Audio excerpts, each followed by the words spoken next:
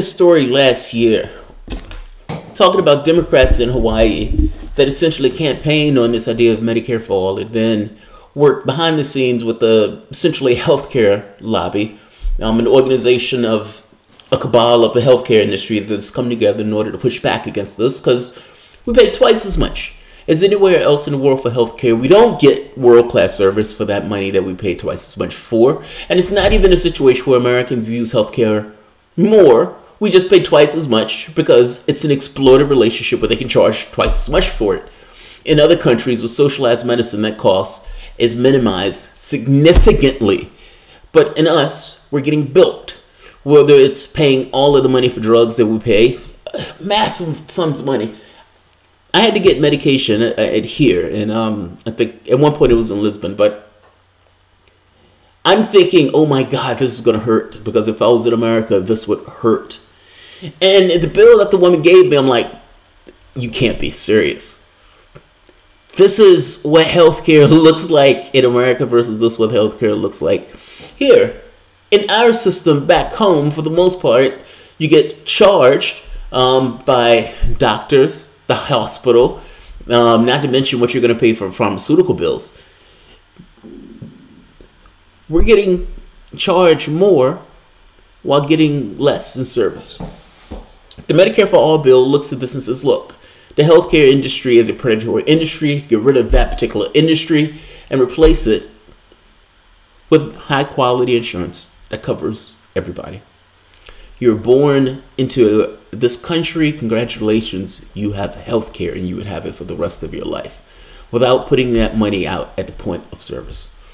You can imagine that a healthcare industry that is making twice as much off of Americans as it is on anyone else around the world, while not necessarily providing twice as much service as anyone else around the world, would want to prevent this, and they have come out with plans and designs on ways to prevent this. And in large part, this is working with Democrats in order to slow the roll of Medicare for all and trying to change the language around Medicare for all. So it's, hey, we need to make the Affordable Care Act better. Incrementalism. Let's go back to that standby. As opposed to change the system to make sure everyone has high quality health care. Let's take a look at this. The Intercept goes in behind the scene articles on this stuff. Apparently they have leaked documents, and the leaked documents detail the plans that they plan on taking, in addition to some of the Democrats who they've already contacted and have agreed to go along with this particular plan in either moderating the language or maintaining a moderate position on the item itself. Intercept, great work on this. Right here. Lobbyist documents reveal healthcare industry battle plan against Medicare for all. You don't say. Internal strategy documents obtained by the Intercept and documents reveal the strategy private healthcare interests plan to use to influence Democratic messaging and stymie the momentum towards achieving universal healthcare coverage. At least 48 incoming freshman senators campaigned on enacting Medicare for all or similar efforts to expand access to Medicare.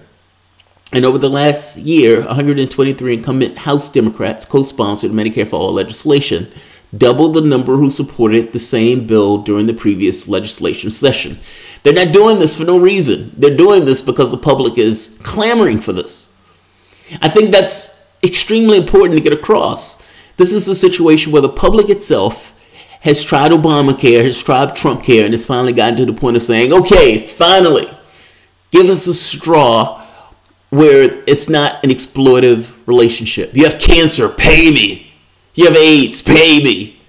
You have some other disability, pay me. We can have a better system than that. Over the summer, leading pharmaceutical, insurance, and hospital lobbyists formed the Partnership for America's Healthcare Future, an ad hoc alliance of private healthcare interests to curb the support of expanding Medicare. Isn't that amazing? Plutocrats coming together to stop the public from enacting something that's for the best interest of the public. That's awesome.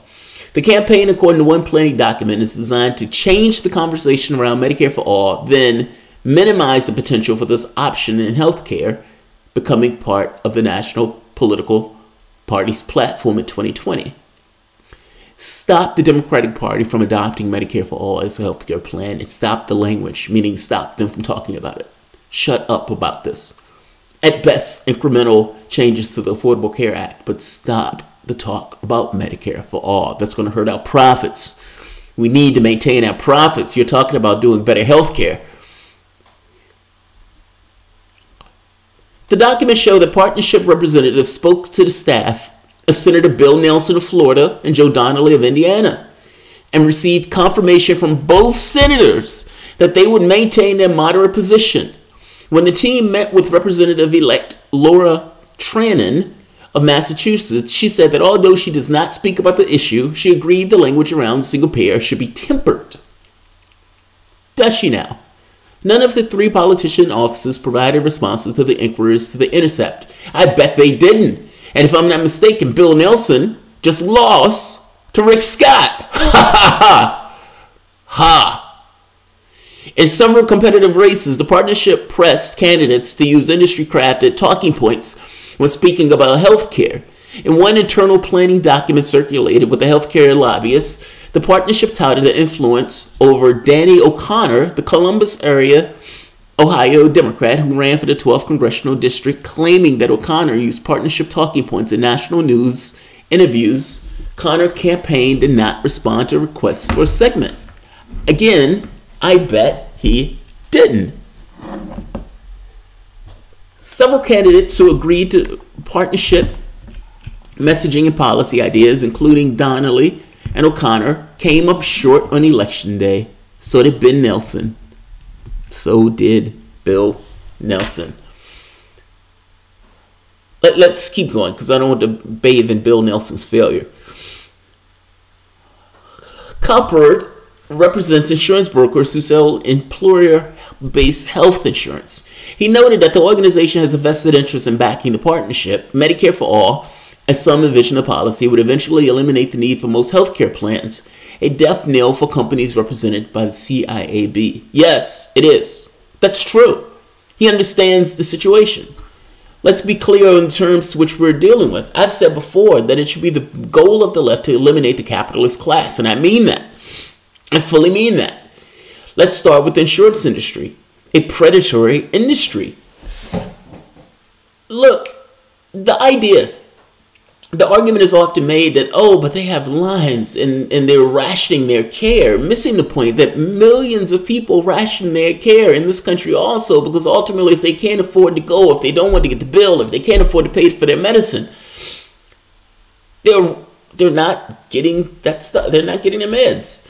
I know people. I've been in a situation myself where I had to go without getting meds. Or this thing of food versus meds, man. We can have a better, more evolved system. That's my point. These guys want to stop us from doing that. Cash to them matters more than pretty much anything else. The sovereignty of cash over the well-being of human beings. Reframing the debate. For industry opponents of expanding governmental health care, there are two main challenges. One is combating the growing public support for the idea. The other is shaping the elite opinion within the Beltway. Essentially, we need to make sure that the politicians don't get on board for it, and we need to make sure that the public stays or gets off board for it. Over the last few years, several opinion polls showed the rise in support of expanding Medicare. In March, the Kaiser Health Tracking Poll found that 59% of Americans support the idea. And by August, a poll conducted by Reuters Ipsos found an astounding 70% of Americans support Medicare for All, including a majority of self-identified Republicans. You don't say! So wait, Republicans don't bleed or get injured either? And they don't care about being exploited when they go to pay twice as much for healthcare as everyone else in the world? Nobody wants to pay twice as much for healthcare. Like, it makes all the sense in the world. For a society, it's rational to look around and say, how does other people do healthcare? And is it possible for us to have a better system where we're not paying twice as much? And the idea that a small body of 1% will go out and try to change the policy that's best for the 99%. I understand why they would do it. The question is, why do we allow them to have influence in our system in this way. Ultimately, they're just buying influence. What do you think? Why do you think these Democratic leaders are changing their mind or keeping a moderate stance? It's because they know that that money will come to them when they are running in their races. We need to break this thing of cash and allowing people to donate ridiculous sums of money into our political system. If a person wins, they wins, but they don't do it based on just corporate cash. But the partner, let's see right here. Let's keep going. In the coming weeks, the partnership plans to ramp up a campaign designed to derail support for Medicare for All. The group's leading Democratic political consultants will place issue advertisements to target audience partners in the Beltway think tanks to release studies to raise concerns with the plan, the work to shape the public discourse through targeted advocacy in key congressional districts. The partnership has tapped consulting firms with deep ties to the Democratic officials. Forbes Tate, a lobbying firm founded by the former officials in President Bill Clinton's administration and conservative Democrats in Congress, is managing part of the partnership's coalition.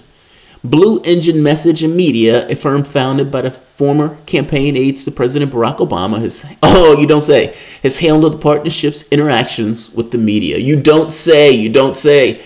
In one planning document circulated over the summer, the partnership suggested a similar message to wean Americans from supporting single payer. The talking points emphasize the current system provides world-class care. Oh, I love that. Propaganda. And that any move away from the Affordable Care Act would be ripping apart our current system. Yes, it's ripping apart a system where you pay twice as much for care. So yes, that's true. We're ripping apart a system that pays twice as much for care. Let's be clear what it is. The strategy explores familiar themes that have long been used by business groups against new government healthcare programs, calling for allies to stay lines such as bureaucrats in D.C. have no understanding of a person's medical situation and will be making decisions about your health care instead of doctors. I love that. The partnership plans to perform a speakers bureau of former Democratic officials who can leverage the media to make the case that expanding Medicare is bad politics and a policy. The memo names former Democratic Majority Leader Tom Daschle, now a health insurance lobbyist at the law firm of Baker Donaldson, as one potential surrogate. This is what's coming up. A full frontal assault against Medicare for all, with the goal of influencing Democratic lawmakers. You already have the Republicans, so the only people you need to influence are the Democratic lawmakers. Republicans aren't going to get on board for Medicare for all. I'll put this at the bottom. Let's one more. Despite a pledge by many Democratic candidates to eschew corporate PAC donations, health insurance lobbyists have funneled cash to many incoming lawmakers through the new Democratic PAC, the Blue Dog PAC, and other centrist committees. Unsurprising, centrist New Democratic Coalition, the caucus of business-friendly centrist Democrats, have worked to depress momentum for Medicare for all, reprising the role centrist Democrats played in killing the public option during the Obama administration. In 2009, then Senator Joe Lieberman of Connecticut, a founding member of the New Democrats caucus, threatened to join the Republican filibuster against healthcare reform unless the public option was dropped from the bill. Immediate following the midterm elections this month, Washington Post published a column by Third Way warning that Medicare for All failed the Hippocratic Oath because opposition to the plan helped Republicans candidates, thus causing harm in the long-term health care interests of voters. That's Orwellian and is a long bridge to go to try to make that point, but fair enough. But advocates for Medicare for All are feeling optimistic. In terms of tactics, it sounds like they would just be updating the same lines that they used in the 1990s sideline reform effort for the ACA fight. Yeah, but I think there's a difference. Whatever you want to say about Obama, the Affordable Care Act cracked the consciousness of America. I honestly believe that. This country had this kind of thing against any level of we need to have an organized healthcare system. Well, the moment that you have Obamacare, you have the Republicans for the longest time called it governmental mandate of healthcare. It's not a governmental mandate of healthcare at all. It's a private insurance overtake of healthcare, or takeover of healthcare. But it was organized. And the fact that it was organized, I think to some degree, I don't know, I think it broke the consciousness of America with in regards to this thing of whether or not something like that can exist in this country. It can exist in other countries. They kept calling it universal health care. Republicans kept calling it governmental mandate of health care. Trump wanted to put his own policy out, his own Trump care. People were aghast by that. What's next? What's next? It seems like the only straw that you pull at this point is Medicare for all straw. Just be aware, full frontal assault is coming, trying to prevent Medicare for all. So, The Intercept, it's a great article. I'm going to put it at the bottom. Google Sasmilio Info. World Health Organization ranks the United States 37th overall in healthcare efficiency.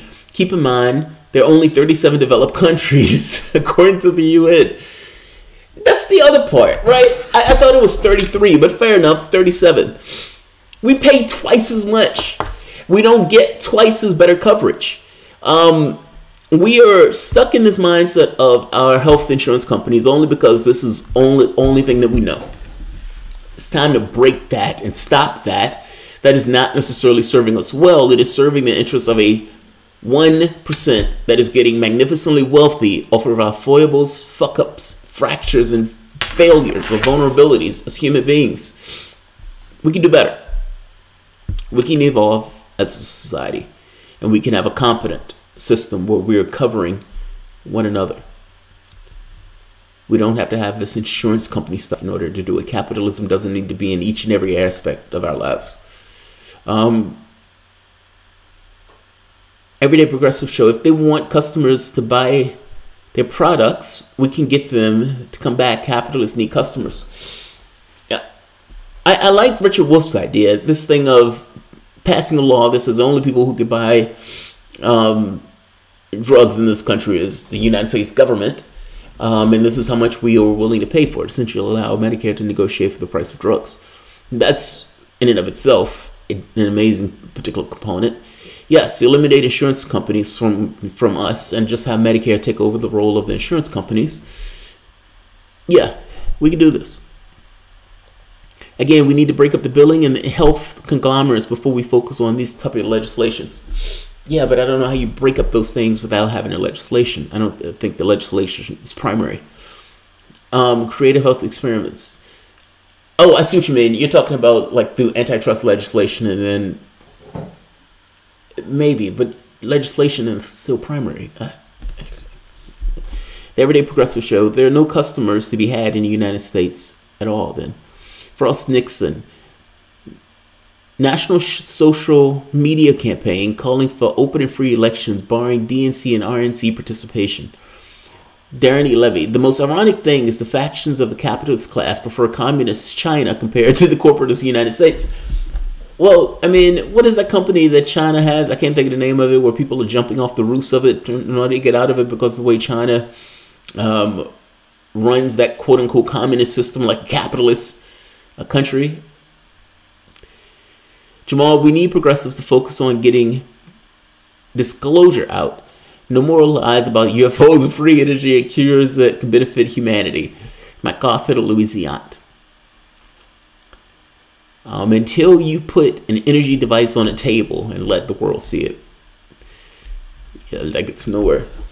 Corruption, enforcement, antitrust laws, fix what needs it, probably. Michael, the Russian bot. China is stumbling very badly right now. Bob Ramirez. Are they, Bob? I mean, I don't know what's going on in China. You may know more than I do about China. All right, I'm going to end this. And that's not a slight. I'm not saying that as a negative. I'm saying I don't know anything about China. Foxconn, that's it. It's called Foxconn, but it's actually a Taiwanese company, not Chinese. No way. I thought Foxconn was a Chinese company. See, I told you, I don't know much about what's going on in China.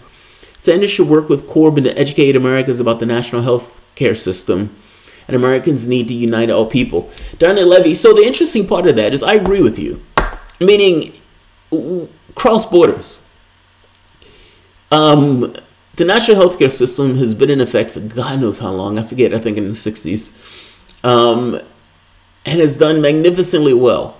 Now, conservatives have started to try to dismantle that system, but for the most part, the system is still intact and is still serving Brits extremely well. Canadians, same thing. I guess he's trying. I don't know how you try to do that. I don't know how you educate him on this, on stuff like that.